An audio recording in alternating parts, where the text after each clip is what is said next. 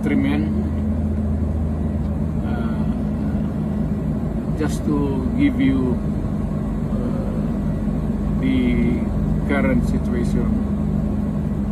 I am about to land sa Hague. Galing ako Dubai, stopover for it's a long haul, it's a long flight. Okay ako, do not worry. And I think this is something to do with the law and order noon.